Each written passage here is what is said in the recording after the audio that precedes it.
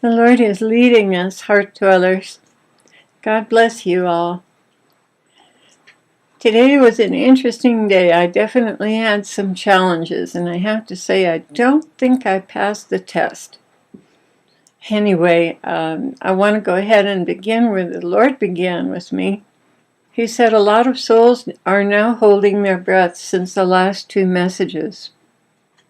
I want to reinstate that your mandate is to prepare them spiritually. Let them go to prepper sites if they want more, but my concern is their readiness for the rapture. Jesus, why do I feel so badly, aside from the fact that I blew it today with my temper? It's the season of the world and the season of disaster upon disaster. Watch as things unfold and pray for the victims. It is a good exercise to note, why are we bickering when hurting souls are crying out, such as the victims of that family that perished in a fire? Yes, I'd ask you all to pray for them. The mother and father and one of the children died in a fire, and there's 4 children surviving them, and their grandparents are not in any position to take care of them. So please pray for that family. The Lord continued, you see, the more good you do, the more the enemy will try to stop you from doing it. He wants to make an end of you and your channel. But your charity and commitment to learning humility will keep him at bay. I will not give permissions as long as you follow my wishes.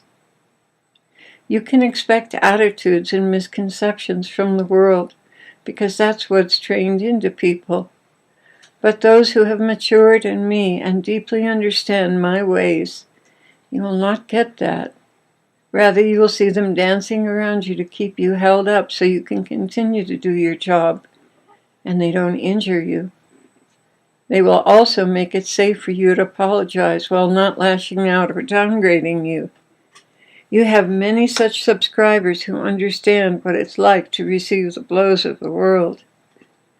They're seasoned with many injuries I have healed, and they've learned the ways of my love because they spend so much time with me, seeking my heart and my mind and putting it to practice. In this regard, you are truly blessed. So when you encounter the harshness of the world, you have a whole company of intercessors who will lift you up to me so you can keep going. All of you are seriously damaged soldiers. The difference between those who deeply know me is that they have had tremendous measures of healing, and the bitterness and fear that mark those still wounded in battle isn't there anymore. They also know themselves very, very well. To know oneself is to be humble, extremely humble, and quick to find fault with yourself rather than others. When I see my people making excuses for the shortcomings of others, I delight myself in their presence. It is truly a rare and fragrant offering of self for the love of others. This life is a long journey down a very long road for most, and so few are taught my ways as children. This becomes an acquired skill in time rather than one trained in from childhood. So when adulthood is reached, it is but the beginning of learning. That's why in your country you have so many immature adults and so much divorce. Like yourself, you only began to learn about maturity in your 30s. Before that, you thought and acted like a child. I know that's right, Lord. Much of it is the fault of the culture. Simply put, Americans by and large are spoiled from childhood. True maturity comes at quite a cost. In other countries, you find this kind of maturity at the age of 11 or 12.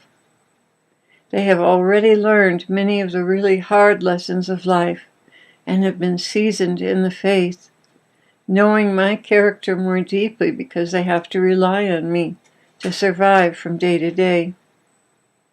Even the victims of violent countries are more mature. You would see this if you traveled the world. But you know that I will complete the good work I've begun in you I will bring to maturity all those who call upon my name and choose to be holy. Not one will perish from my hand. All who come to me with a sincere heart, I cherish and raise up into maturity, meekness, and uncommon kindness. What is the price of words? So much good or so much evil can be done with words. With words you can bring peace and mend hearts. With words you can slice and dice a soul till nothing is left. And few understand that you will be held accountable for every idle word. With your tongue you lift up and impart life.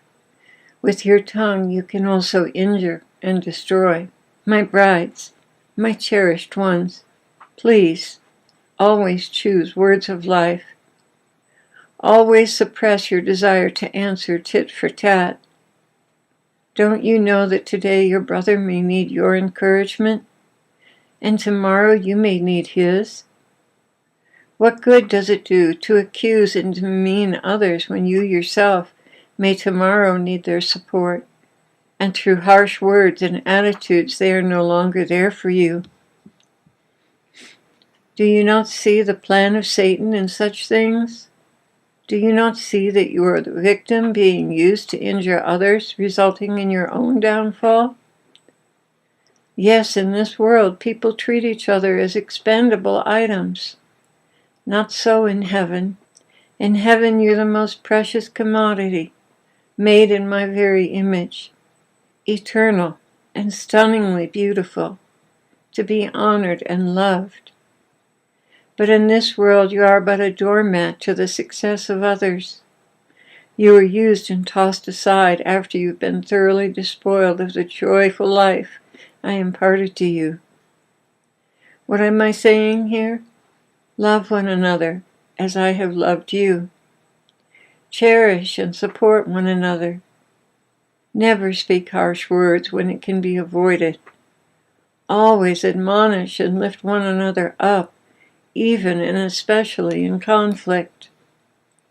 Very often you're provoked by lies to judge others when they are at their lowest point and can't handle one more blow. How many times has that happened to you, Clare? Yes, Lord, I've experienced that, and I surely have seen how I've done it to others. I pray that you bring me to the fullness of the love you have in your heart, Lord, as much as is possible in a weak and frail mortal. Forgive me, Lord, for my childish attitudes. This prayer I will answer. Go now and love one another as I have loved you.